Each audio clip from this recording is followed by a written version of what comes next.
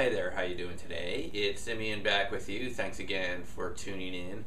I wanted to do a bit of a summary of the Citizens Hearing on Disclosure, which we had about 2 weeks ago in Washington, D.C. at the National Press Club.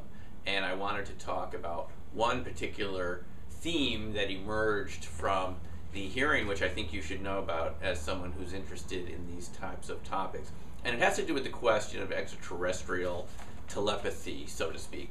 We heard from the Canadian researcher Grant Cameron, who knows a lot about the history of UFOs and particularly what presidents have said and known about the UFO issue. And he particularly talked about this memo from Wilbur B. Smith, who was in the Department of Transportation, the communications expert in Canada, who went to the United States on the behest of the Canadian government in 1950 to find out what the U.S. government knew about the flying saucer issue. And he created what's known as the Smith memo, which is a declassified, previously top secret memo that was in the Canadian archives. And it's been declassified now, so we can talk about it. And basically what he said here is he found that the flying saucer issue, as it was called back then, was one of the most highly classified subjects in the US government, and it was even higher than basically anything else that existed at the time, that flying saucers were real. And that particularly what the US government had found was that there was a mental phenomena associated with flying saucers, and that the US government did not completely understand what this was about. Now, I think this is very interesting for those of you that are interested in the whole topic of resonance and resonant viewing, right? Because for a long time we've had this association of the saucer phenomena with telepathy, and here we have a memo that says that the US government was interested in this topic as early as 1950. At the hearing, we also heard from some other witnesses that reinforced this idea. We heard from Dr. Shi Li from China, who is one of the top UFO researchers in China. He's the head of one of the official UFO organizations. And he told us that many people in China who've had contact and sightings also have a type of telepathic contact. He also mentioned a phenomena that is associated with this contact, which has to do with channeling of extraterrestrials. Then we heard from Dr. Choi from from Peru, who we had witnesses from Ecuador and the other Latin American countries too, but we heard from Dr. Choi from Peru, who told us that there was an incident where these different flying objects aligned themselves geometrically in different patterns in relation to the thoughts that the witnesses in this small town were having, and that even some of these objects landed and beings got out and there was this telepathic contact. So this theme of telepathic contact with extraterrestrials has been with us for a while, and it's basically suggesting that extraterrestrials do not talk through their mouths, like we talk.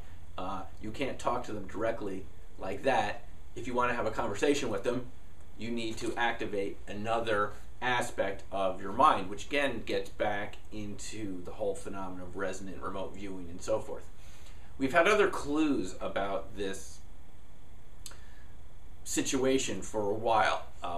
There was reference to this way back when someone talked to Dr. Eric Walker, a former president of the University of Pennsylvania, and rumored to be part of the Majestic 12 shadowy UFO group. His name came up when someone talked to somebody that Wilbur Smith had talked to, Dr. Robert Sarbacher, who Smith had a chance to talk to, and another alleged member of this Majestic 12 UFO group. And he mentioned Dr. Eric Walker, and people talked to Dr. Eric Walker, and one of the things that Dr. Walker said to them when they pushed him to explain the flying saucer phenomena is, Walker said, well, do you know anything about ESP? And so he said, basically, if you don't understand that phenomena, then you won't understand the flying saucer phenomena. Then we have another case where Dr. Ben Rich of Lockheed Skunk Works, the portion of Lockheed that developed all the stealth aircraft and lots of other secret black budget planes and so forth. Gave a talk at UCLA, and very last lines of the talk he said that we had reverse engineered. He referred to the fact that we reverse engineered extraterrestrial technology. Someone went up to him after the talk. As Ben Rich is getting into his limo, this fellow asked him, what did you mean by that statement about extraterrestrial technology? And Ben Rich said, well, do you understand anything about ESP? It's exactly what Walker had said. And this guy who asked him the question said, well, it's about space and time being connected. And Rich said, exactly. So we've known for a while, and now we have other evidence coming forward, that this phenomena is more complex than we may have thought it was. We have, in our own field of remote viewing, our friend Ingo Swann, who wrote the book Penetration, A Question of Extraterrestrial and Human Telepathy. He made reference to this idea that when he was viewing these extraterrestrials on the moon, that he reported that they could sense and view him back, right?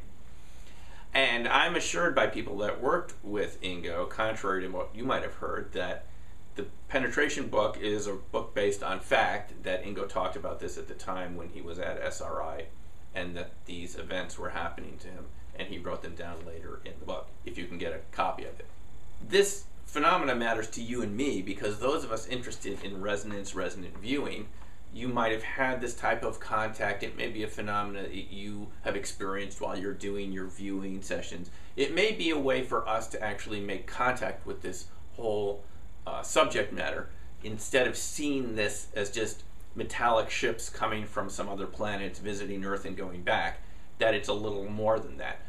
Dr. Jacques Vallée, when I talked to him at one of the remote viewing conferences several years ago, made reference to me in this respect. He said, you know, this is much more than just people from other planets getting in a metallic ship and coming visiting us and then going back. People who report having flying saucer UFO contact often report telepathic experiences several days before they have the contact, and then several days afterwards. Even perhaps in some cases some sort of permanent advancement of their abilities that they didn't know they had before. We have more evidence, like Vallée is talking about in this movie, that Grant Cameron also talked about at the Citizens hearing. It's called UFOs, It Has Begun. You can do a search for it on YouTube in your search engine because you can find it online.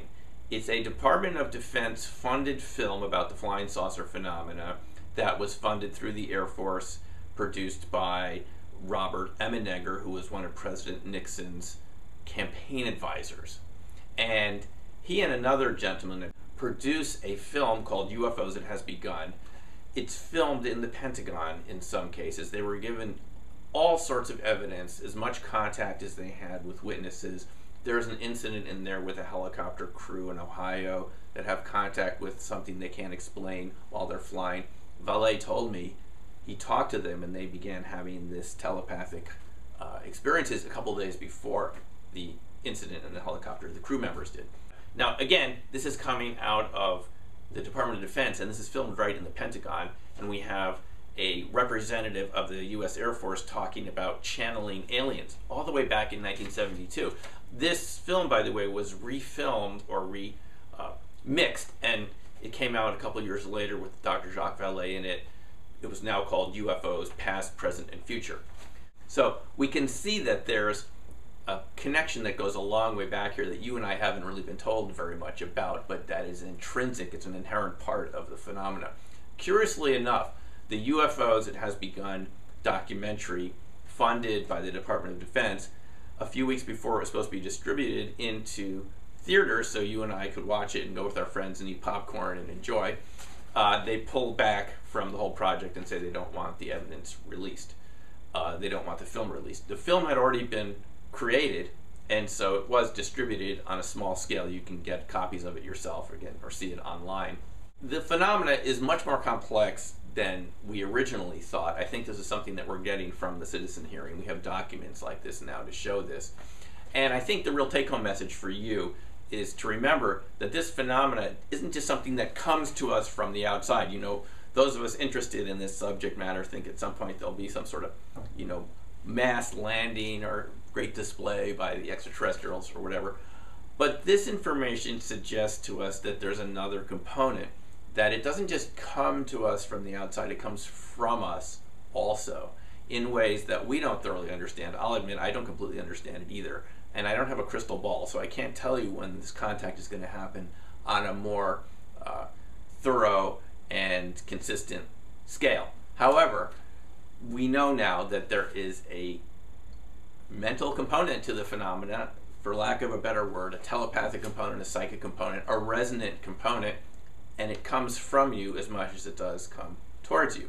And as I've said in some of my previous videos, and in Opening Minds and other sources, that your ability to perceive reality has to do with your own resonance and your own, the ability of your aperture to open up and perceive a wider range of frequencies and perceptions that your conscious mind normally edits out. So this seems to be, again, one of those phenomena that could be around us a lot more than we think, but because the aperture of our perception is small, we don't see the full picture.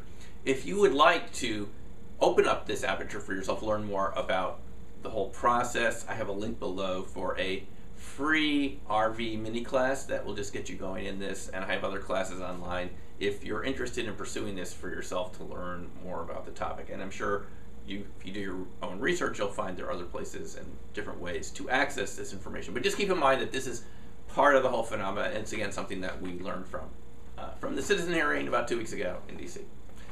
Okay, thanks for listening. I've enjoyed talking to you, and we'll talk to you soon. Take care for now, and bye.